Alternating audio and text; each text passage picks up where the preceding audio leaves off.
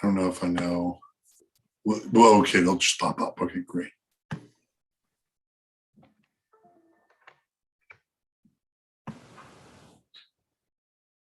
Okay, I just opened the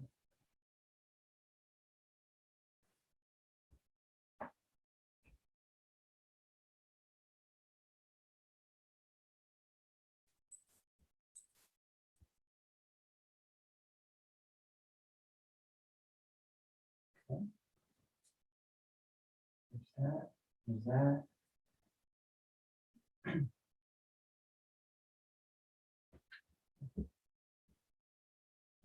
Dante, when you're ready for me to read anything out that you see, just let me know, okay?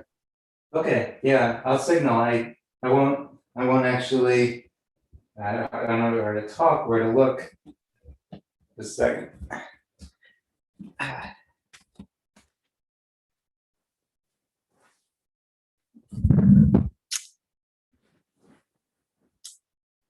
If anything pops up there, I'll just let you know.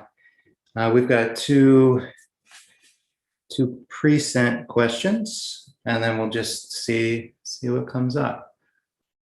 So this is probably not going to be as lively as our normal kind of Zoom interactions. It's still kind of a retreat, but this is the opportunity. If there's anything that hasn't been explored as well as you like, or if you have a specific question, a curiosity, comparing something you've heard from other teachers and trying to get a bearing on it, this is the opportunity. So when we run out of questions, we'll kind of break and do walking meditation. That's you could consider that a threat. So we might have a need for a question or two, Adriana, when you get in there. Keep them coming, guys. First questions were emailed in, and these are great talking points. And so one of them asks, as I've gotten better at quieting my mind down and letting the hindrances settle, drowsiness is becoming more an issue. It's as though my mind recognizes the lack of jabbering as a signal to get some sleep. Any suggestions for alertness? So very good question, and it's something I've actually experienced personally as well. And not just the two of us, but the Buddha's left-hand man, Mahamoggallana, also experienced a ton of drowsiness in his meditation. And it actually took the psychic muscle of the Buddha kind of like jumping in on his meditation every time he started to drift off and saying, hey, get back on point, develop the base of samadhi that you're on and then move on until he was able to get through it. The Buddha, there's a line of suttas where he just keeps showing up and said, keep going, don't drift off. And the Buddha had to give him some structured advice even on what to do when he is starting to fall asleep, and assess, are you just distracted or falling off your meditation object, or are you legitimately like exhausted?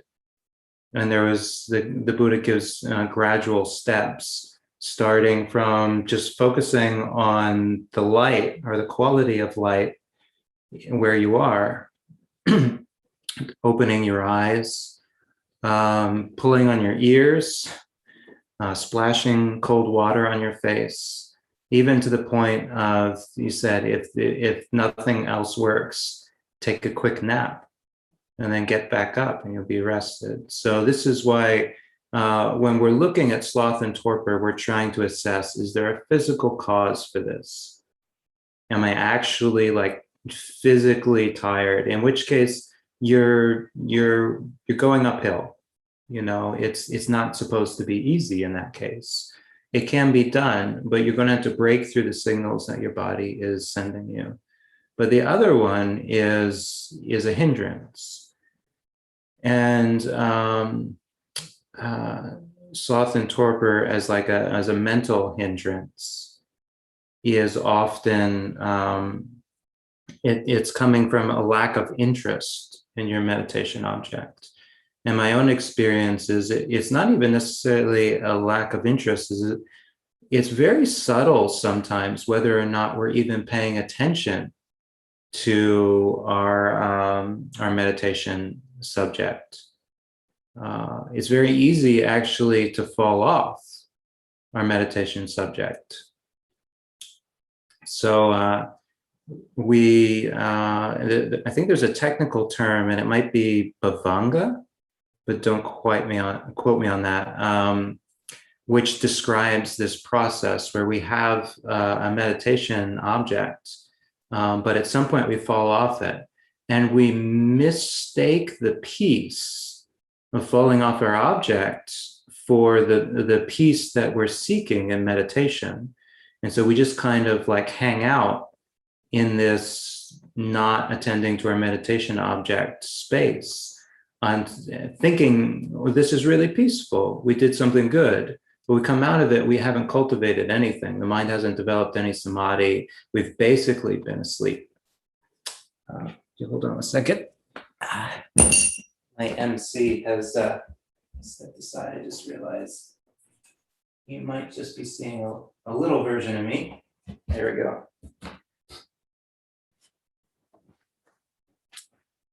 So this would be part of my main advice would be to check in on this. So maybe the hindrance is just that you're just bored, and boredom has to be seen for what it is. It's just the mind playing a trick on you.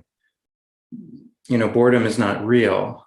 It's just a voice saying, this is stupid. I don't want to be doing this. I want to go somewhere else. There's something else would be more interesting. And we have to pierce through it. It's that voice that's trying to get us out of the moment.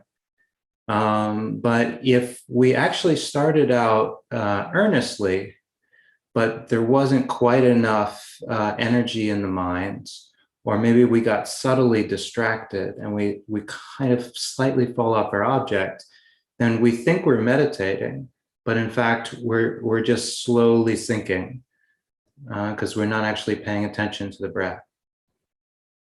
So to give that a look, and it may be, I recently met a woman who was experiencing this, and she had pretty good concentration actually, but she was starting to get in a phase where she was getting drowsy. What I suggested is that maybe she was focusing too much. And her concentration was good, so if she paid attention to the breath, she was going to zoom right in. But if you do that too quickly, the mind doesn't have enough energy, and it'll just go kind of dim, and then you'll fall asleep. So said if at any point you're focusing and you start to feel like you're nodding off, you start to feel like you're getting drowsy and things are going dim, then I'd suggest backing off. Sort of stepping back, go back to the entry point, go back to step 0 and say, okay, where am I? What's going on? Kind of open your eyes, reconnect with your body, reconnect with the moment, the air around you, and then clear the mind a little so that you stop going in too narrow. And then as soon as you sense that, okay, I caught myself, you can actually pat yourself on the back. That's a good job. And then retry. And gradually you'll get better at it. This is a hindrance that, like many hindrances, will come up very strong for some people until they defeat it. So these hindrances don't last forever. But whatever major hindrances you meet on the way to developing samadhi, take them as a test, take them as your particular lesson. Learn how they work, see how they arise, figure them out. In the future, you'll be able to tell people what you did, But once you've seen through it, once you've really figured it out, you don't have to go back and redo it every time. The moment you start to catch yourself, you're like, oh, I was drifting off. That's what happens. Or, oh, I got too focused. I've got to come in more gradually, more gradually. I can't get too tense or my mind will get dim. Okay. So I have one more pre-sent question, but maybe we'll take one if there are any in the chat.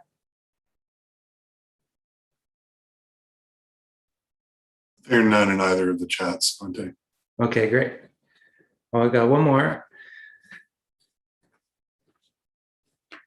And this is a pretty broad and open question. So this one asks, can you flesh out the practice of sense restraint and how to incorporate it into our day?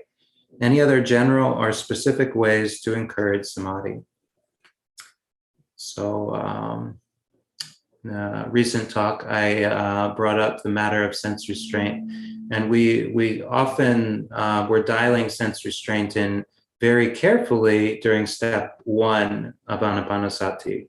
We're paying attention to a long breath, and we're trying to get our mind to stay in one spot. But we're not trying to get it to stay in one spot by holding it there, but kind of softening the edges of our awareness. So when something is happening out here, we don't jump, we don't go after it. You know, we're not focusing necessarily on the breath as an object that we're trying to find somewhere. We're focusing on an area and noticing how the breath comes in and out. I've often had my meditation teachers, you know, scold me. They're like, don't follow the breath. Just be mindful. Just be mindful, you know, and noticing, you know, how when you're following the breath, often you're like wobbling around, or you're getting like, you're starting to lean forward as though you're trying to catch a mouse coming out of the mouse hole. So sense restraint is not like tying up your senses or shutting them off, which was a yogic practice at the time of the Buddha. He took the words sense restraint and he gave them a new context. He said, when coming upon a beautiful sight, you don't attend to its features in such a way that if you left your eye faculty unattended, unwholesome states of coveting and desire would arise. And complicated Shakespearean kind of English way of saying, don't pay attention to the things that inspire lust. Don't pay attention to the things that have the hook. One way you can see this in action is when there's a TV on in the room. If you're in a room and there's a TV on, just notice how your eye gets drawn to the TV and how hard it is to keep your eye from doing it. That's because television has been cultivated over the last half of a century. This visual media has been developed specifically to get your attention. It's a very refined art. So you're going to have trouble resisting it. One of the better things to do is to just turn a different direction. If it's in your field of view, you're going to be attracted to it. So sense restraint is partially about secluding the body. It's just getting yourself away from the things that are going to pull you against your will. But in meditation, when you're sitting down, you've already kind of done that. You've already tried to find a place where you're going to be mostly safe. But in the terms of meditation, you're choosing an area, and your sense restraint is to just not follow every sensation, every sound, every smell, you know, everything that's coming in front of you, but to just stay with the breath in the area that you've determined. But now we're not shutting our senses off. So your senses are still going to be active, and you're going to be aware of stuff happening, but you're just not latching onto its features. You're not asking any questions about what's happening. You're just letting it happen over there. It's no big deal. And that's kind of sense restraint in a nutshell, is learning how to tame our senses so they don't go chasing things. And a lot of it is sort of like I was talking about with step 2, learning not to create the pleasant and unpleasant connotations of something, to just let it be as it is. And that's a pretty high order, that takes some practice. But it's something that can be done. And if you start with the breath, which is for the most part neutral, then you can really get good at it. And the thing is, as you develop step 1, your mind is going to start to appreciate what it's a subtle kind of joy to not be moving, for the mind to be stable. It feels good. It feels relaxing. It feels peaceful. And so you start to build an appreciation of that. Then when you're exposed to things that could get your mind, running, you say, oh, no, I like this. Let's hang out here. This is working for me. That'll still be there later. Why don't I hold on to this mindfulness for a bit longer? In terms of other things that might encourage samadhi, there's a long list, but basically, the entire path that the Buddha is setting out culminates in samadhi. And when the Buddha, actually, whenever he taught a fleshed out path that had samadhi as part of it. So he was trying to describe for people a lifestyle that had that was peaceful and conducive to mental relaxation and stability and concentration. In the gradual training, if you look that up, there are many suttas in the Digha Nikaya, the Majjhima Nikaya. These are the main sections of the Pali Canon that have this concept called the gradual training. And it involves several steps where the Buddha will take somebody who has no training at all, and he'll teach them about morality. He'll teach them about sense restraint, and then he'll teach them about mindfulness and clear comprehension through all the activities that they're doing, basically what we do during walking meditation. And then he'll get them to develop contentment with simple requisites, just whatever they have. And then they're kind of ready to go off on their own and sit down and start practicing samadhi. So we can look at our lifestyle, and the retreat is basically setting all of the conditions for a relaxed, peaceful, meditative lifestyle. Yeah. Now, most of us would probably find it's not something we could do every day. It's not sustainable long-term. Because, when in there do we do the laundry? When in there, do we repair the broken gutter? Where there are practical things that need to happen. So the retreat is just, it's weighted more on the side of meditation than on the practical side. But it can give us some hints. Anything that'll work in this environment is something that we could incorporate into our daily life. Maybe less TV, maybe less dinner, maybe having a schedule, maybe interspersing meditations throughout the day, maybe a tea time, maybe a Dhamma chat with friends in the evening. If there's anything about this that works, then it'll pretty much always work. And you can just take note, gather those things up, and see if you can create a lifestyle around them. That's my suggestion, because that's what I've done. I became a monk because I wanted the freedom to develop a lifestyle that will lead to samadhi.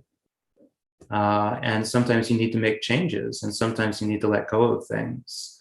And really setting that as a value means you will.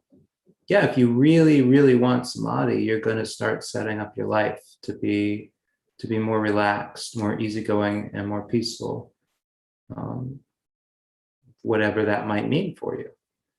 What could be peaceful for one person might be really aggravating for another. So I won't go any further than that. The gradual training is pretty much as middle way as you can get. I'm not going to say scented candles or bubble baths or anything too specific.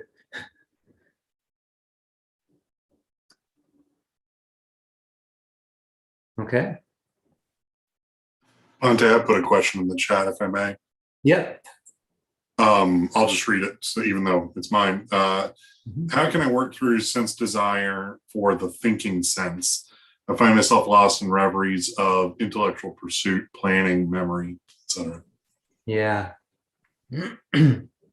Yeah. We're actually holding the retreat next door to the Vipassana center called Damodara, which is the first Goenka style Vipassana meditation center in North America.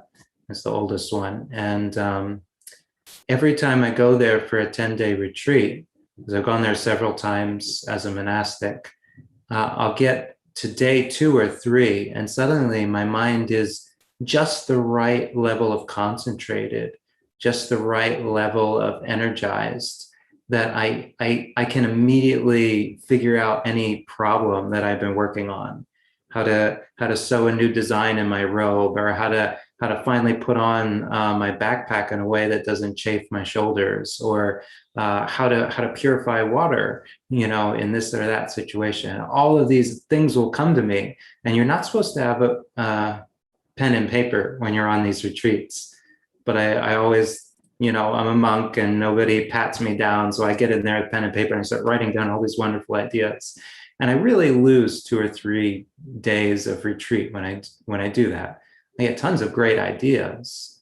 But ultimately, I'm missing a really valuable opportunity.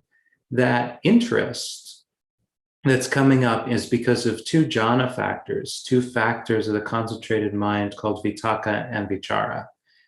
Vitakka is the ability of the mind to intentionally apply itself to a subject.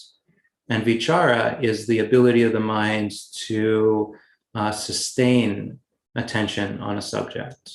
It's this sort of reverberation of the mind around a subject. And so when we probably, if we're just caught in just planning, just straight up thinking about the past and future, then this is a hindrance. It's just regular kind of restless thinking. But it's also possible that as if we settle a bit and then we experience it, what we're experiencing is more just a natural sort of giddiness of the mind reclaiming its sense of vitakka vichara. And how it's not a bad thing. Vitakka and vichara, the ability to think clearly, is something we want, but it's something we want to harness. And so if this comes up for you, what you can do is see if you can get control of it. Understand that very thing that is delighting in thinking, if you were to have it on your side, delighting in the breath, your meditation would go stellar. So it's how to I won't say coerce, but how to bring it along, how to recruit it. You want to basically, whenever your mind gets really excited about a particular thought, remind yourself, it's like, this is a good thing. This is a good energy. How can I get this energy on the breath? How can I make my mind so excited about the breath? Which, if you can do that, then you're going to have very, very powerful meditation, because part of the reason it's coming up as a hindrance is because the energy is there. So be something to investigate, both, when it's planning just ahead of time, you've just got to let it go when it's just a plain hindrance. But when it's coming up sort of after the mind has settled, it's not much different than the previous question about drowsiness. See this as a major challenge. This is the part of your mind that when you get concentrated, you get to see this is what you have to reclaim to get samadhi. Yeah. And so find a way to do it. Thank you. I failed in my duty here. I accidentally missed a question from Christine. She asked, I'm finding if I meditate, staring at something with eyes open, my mind wanders less. Is it helpful to meditate this way? Your mind wanders less, but are you developing samadhi? This is a question, and it's not. I'm not going to give the answer. That's for you. It's a question to ask the next time you try this out. There is something that often happens, and part of the reason that samadhi has this kind of love-hate relationship, is sometimes samadhi is getting bad press. Something that's so wonderful as the ability to control your mind and bliss and joy and energy, the ability to think clearly. And there are people like, forget samadhi. It'll just lead you astray. Why do they do this? Because some people, getting past the hindrances is really hard. Some people are not very good at samadhi. It is something that has to be cultivated. It is based on conditions, and some of us don't have great conditions starting out. Anybody can develop the conditions for samadhi, but some of us have more work to do than others. It's based on our past conditioning. So whereas if you were to try to concentrate on something in order to blot out all the activity of your mind, you might get concentration. The question I would ask is that samadhi? And so this is a kind of it's a kind of problem in the step 0 area, where we're trying to get concentration to get out of the busyness of our mind and the suffering that entails. I know a lot of compassion, because it's been most of my monastic life is just dealing with my mind being all, caught up in the hindrances every time I tried to get samadhi. And sometimes I would try to force samadhi by getting concentration. And I would take a mantra, or I'd take a visual object, or I'd take something and I would just laser pointer, right on it, to try to get my mind to stop doing the hindrances. But unfortunately, that's it just won't develop into samadhi, in the way that we're talking. You might get concentration, and I do know some people who can use that as a stepping stone to concentration, but it's because they've got the right conditions that along the way they find some sort of loophole where one of the later steps, like piti and sukha, or seeing the mental formation, will come up for them, and they'll be able to get into concentration that way. But they will have skipped a lot of the really foundational stuff about samadhi to do it. They'll get jhana maybe, but they won't have the ability to notice the hindrances when they arise. They'll have found a way around it, and that's not what the Buddha was teaching. So don't be afraid, I would say, to spend time with step 0. Don't be afraid to let samadhi come at its own pace. And don't be afraid to kind of spend time trying to come to terms with what your mind is right now. It's not to say that's exactly what's going on, but if you feel a real interest in the concentration, you just ask why and see if it is in fact wholesome. And again, there's a lot of useful mental qualities that you could maybe repurpose there. If it is successful for you and it does help get through the hindrances, then can you take some of that ability to focus and just start to move it towards a samadhi object like the breath and cultivate it in the right order? These are just some thoughts.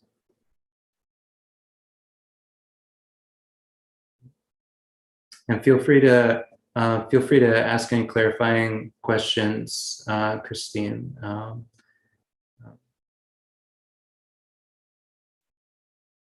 Bante, I just wanted to know if I could just ask my question over Yeah. my.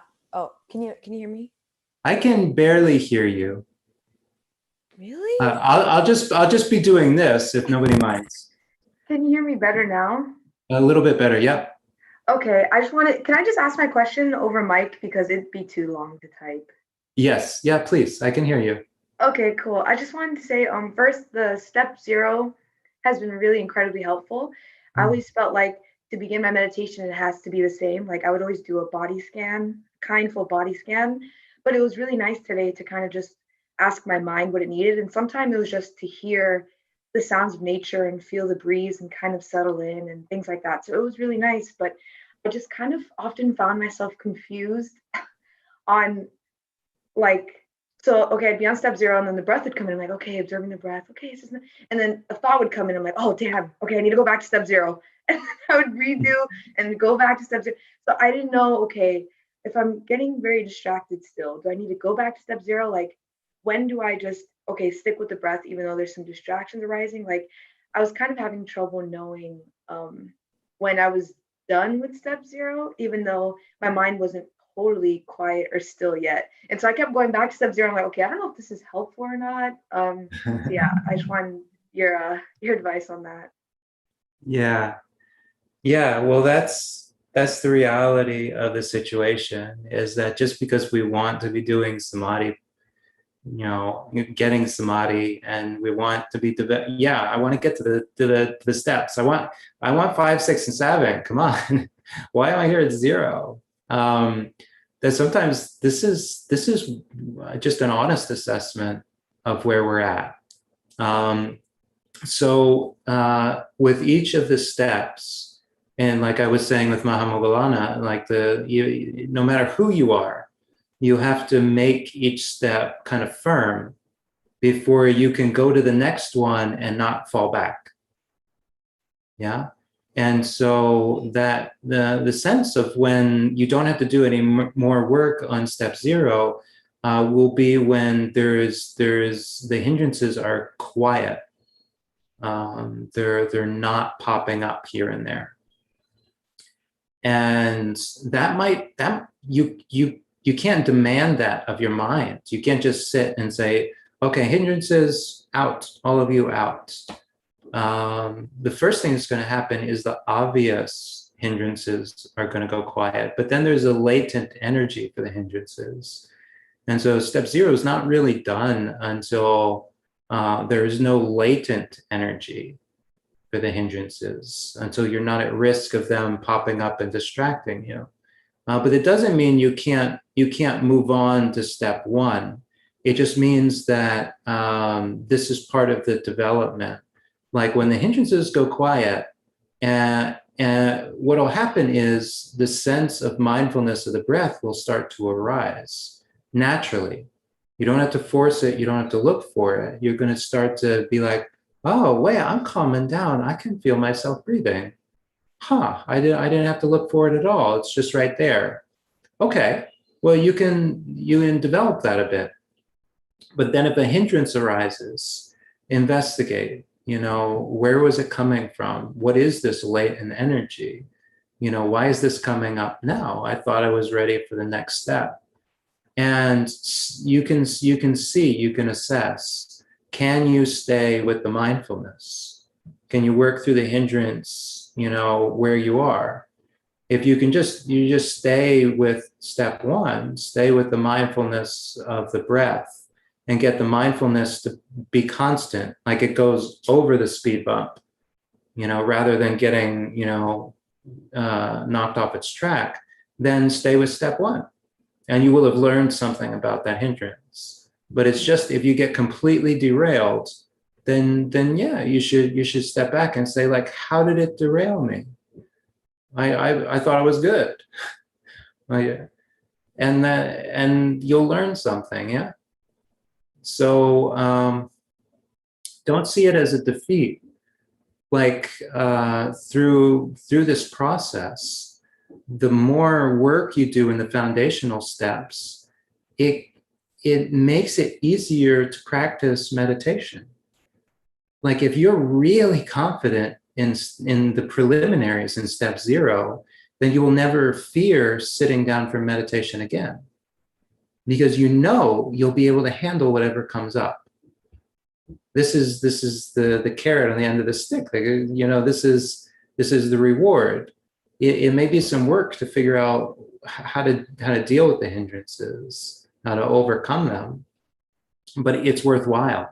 You get a fantastic reward. The reward isn't out there at step 12. You know, the reward is to be a master of this foundational step before you move on. Because then you're guaranteed to be able to make progress in the next step in the exact same way. And you won't have any work left behind you. You won't be 2 steps forward and 1 step back. So yeah, even if you spend, you know, the rest of the retreat just kind of asking, like, why am I getting derailed? Why am I not, you know, really moving on? I'm gonna talk about the other steps, but not because you should get there. I wholly encourage you to just master it. Just master the foundational stuff. Stay with step 0 until you feel like you can go to step 1. And if you bounce back, then bounce back. Get it firm and then move forward. You get distracted, okay, make it firm and then go forward. At some point, it's going to stay firm.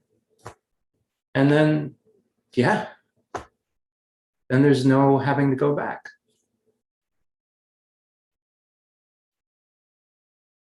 Okay. Oh, Thank you, Bhante. That is really helpful. Yeah, I think there's kind of like this, I know it's only a 2-day retreat, but part of the mind's like, no, step 5, and you're still at step -4. So I just had a follow-up question. Yeah. Step 0.5, because I know you said at step 1, that's when you start kind of pinpointing a certain place to like focus on the breath. But I found that for a while, my mind kind of just wanted to be with different parts of the breath. Like sometimes it'd be like the whole body or the hands and stomach, and it would switch around. Maybe like eventually there were times where, okay, right here, just focus for a while, but there were many times that it kind of just wanted to be around, if that makes sense. Yeah. Yeah, that's great, because that's the work of step 1. Oh, that's what you're doing, is you're trying to figure out why your mind is jumping off to these other places. Yeah. You're trying to learn what mindfulness of an object really is. Because there's this idea of location, that your mind is pointed at something, but it's just an idea. Your mind isn't like an eyeball. It doesn't look in a particular direction.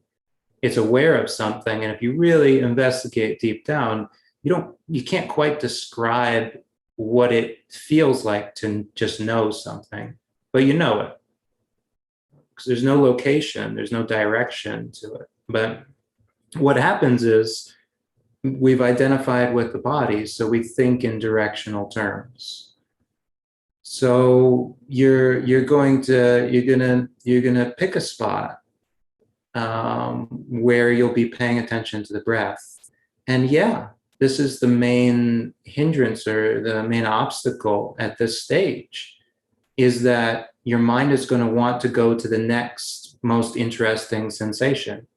It's not going to want to stay there, because what you've picked is not going to be interesting all the time. Sometimes it's going to be quite neutral, but you've got to get your mindfulness, you've got to pull it apart from the idea that you should be paying attention to only the things that are exciting. That's what fuels the hindrances, that idea. It's stuck in suffering. You just pull your mindfulness out and say, no, I'm going to be mindful of this whether or not it's interesting.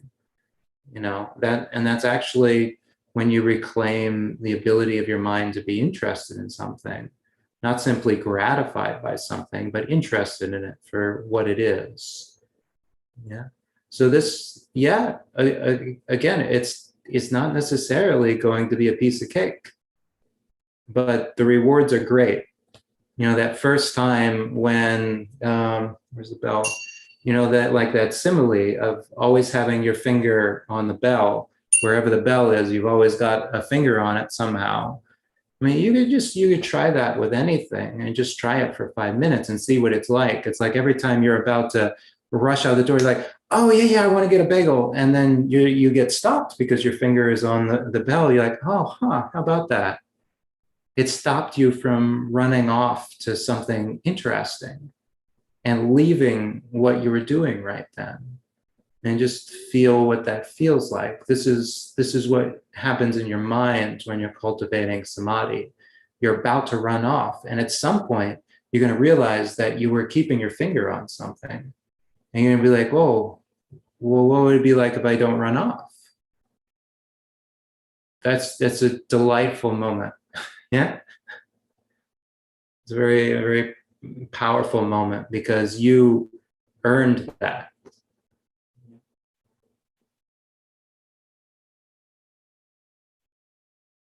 Okay. Thank you, Bhante. Really appreciate it.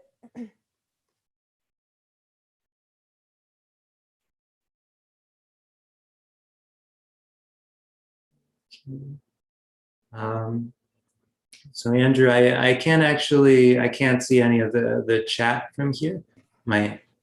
You'll be my MC. So are there any more questions? There was no other questions, but several people expressed, I didn't type it, but I thought the same thing, that it feels like we're always going to be at step 0. Me too. I maybe we'll start a club. Yeah. It's no big deal. Like I said, it really isn't. And one of the major obstacles to developing samadhi is to try to rush. Yeah, samadhi is relaxation. Samadhi is ease. Samadhi is the experience of nibbana, here and now. You can't rush it. You simply can't. So maybe just throw out all the other steps and say, I'm going to get really good at step 0. Which is to say that you're going to get really good at overcoming the hindrances. So we could say step 0 and you're like, oh, I'm like in the negative numbers here. Or you could say you're really good at getting over the 5 hindrances, which when you're totally over the 5 hindrances, that's enlightenment. You know, you frame it that way and it's like, oh, okay, yeah, no, that actually is a good thing. It's just the amazing thing is that most people get very attracted by the idea of piti and sukha and bliss and meditation. And they don't understand that you have to go through this developmental period where things are not exciting, where there's a bit of work and there's a bit of weaning ourselves off of bad habits. But that this is actually one of the best parts because it completely unleashes your mind. It completely puts you in control. If you rush to those stages with piti and sukha and bliss filling the body, as good as they sound, but you bring the hindrances with you, you're gonna just be all over the place. It won't be fun. There'll be bliss, but you won't be able to enjoy it. So instead, start with the enjoyment and let the bliss and the ecstasy and the bright mind states, let all that come. You'll notice some things that I won't talk about during this retreat are bright lights. I won't use the word nimitta. I won't use any of that. We're not dealing with that. We're dealing with actual samadhi. We're dealing with what's useful for you as a human being, what's a path factor, which is going to improve your whole practice. Yeah. If you get to that other stuff, you'll get to that other stuff, but that'll be some other day. And you can still be a member of our club, but you'll have to sit in a special section for people who actually did get past step 0.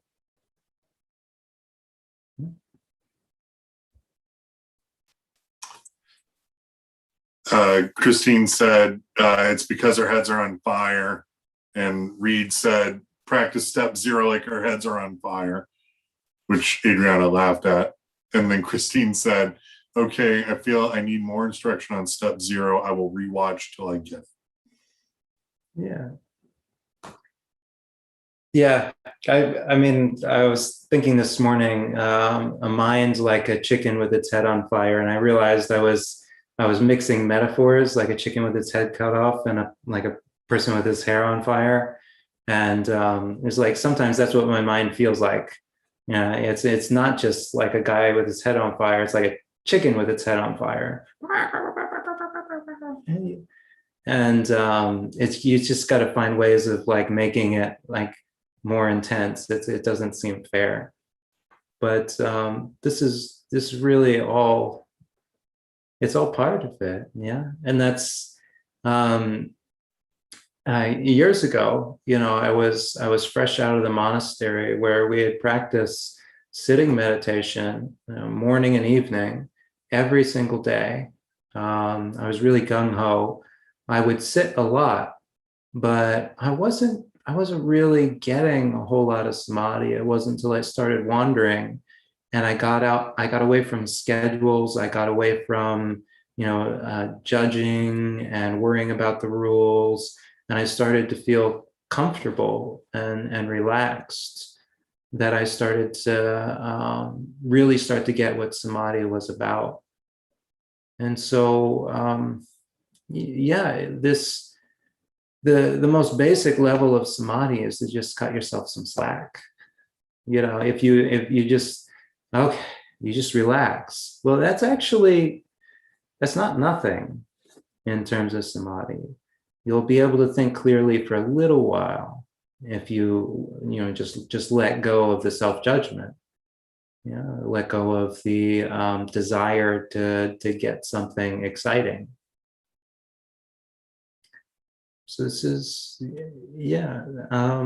what part of why part of this retreat is opening the dialogue around these things, because to some degree it is hushed up a little bit. Some degree it is kind of set to the side because it can be so inflammatory. We started talking about samadhi. Everyone was like, "Oh, we're talking about jhana." I was like, "I want to get jhana." But I call this a jhana retreat, and some people might not even know what jhana is. Like next door at the Goenka Center, they don't use the word jhana. Samadhi is like a bad word. They're all about vipassana, which is kind of amazing from a Theravada Buddhist standpoint. But that it's a reaction.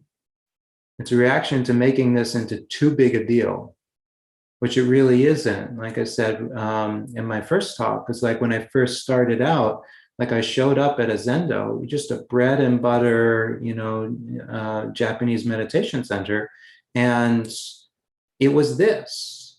It was like, hey, this is what you do with your mind when you're in sitting meditation. There was no bells and whistles. They didn't have a Visuddhimagga. They didn't have a deep and theoretical exposition on levels of jhana. But they had this anapanasati. And that's all that they taught. And so their students weren't crazy.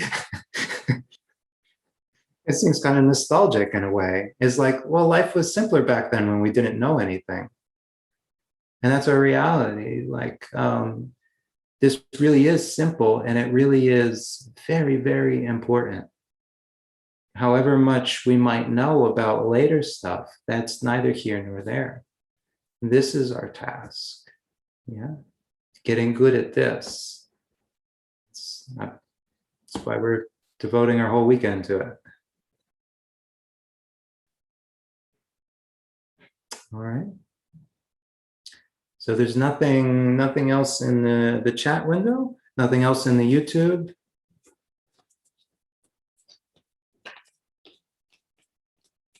There's nothing else in YouTube. I think I'm the only person watching it.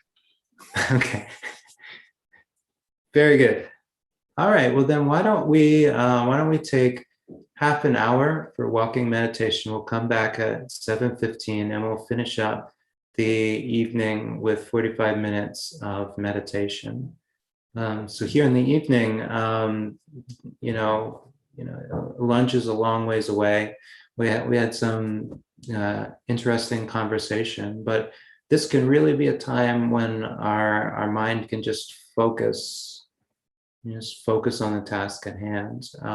So not to try to squeeze anything out of it, but just let ourselves like forget everything else that's happened. And there's a sort of timelessness in the early evening. If we're not too tired, then our minds can really accomplish something. Because we spent the whole day in practice. At some point, we have to get results from it. Yeah, so might as well be now. Just let it happen. Yeah? So go out, do walking meditation. Don't be too strict with yourself. The first part of samadhi is going to be, getting that comfort and that ease, and then bring that for the last meditation. We'll have a good one. Okay, so see you in about half an hour.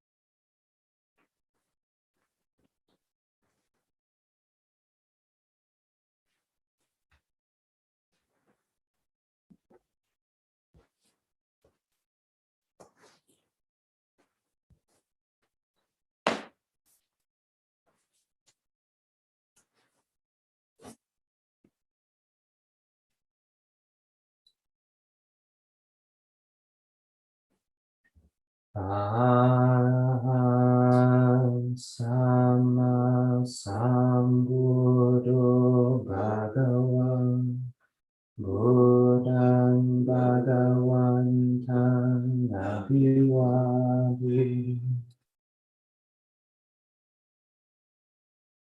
Swakatu Bhagavata Dhammo Dhamman Namasami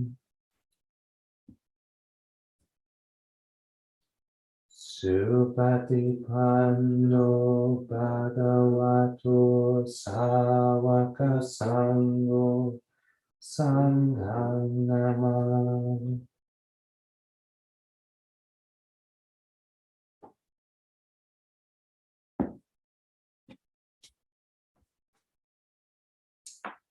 All right, friends, everybody who's joined in through the practice or is joining in now towards the end of the evening.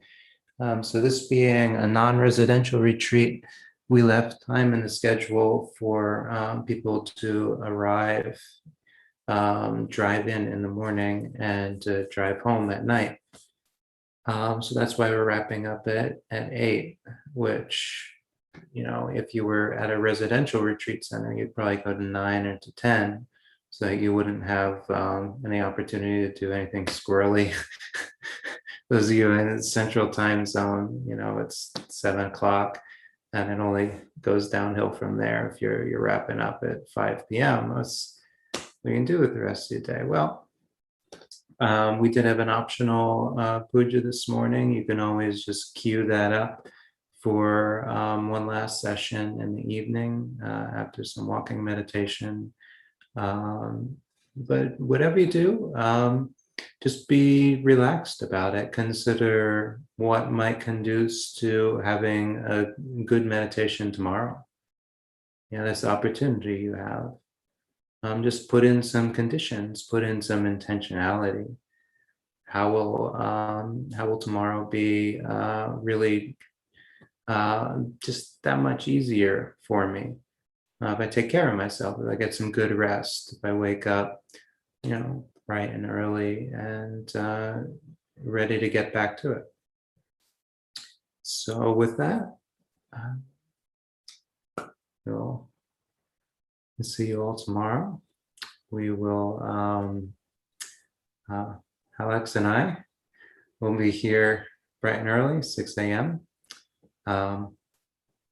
Is that 3 a.m. Pacific Standard Time for morning puja? And then, but the first session will be at 9. Sadhu, sadhu, sadhu. Oh, sadhu, sadhu, Okay. sadhu. Have a good evening. Thank you, Bante. Thank you, Bante. Good night, Bante. Good night, everyone.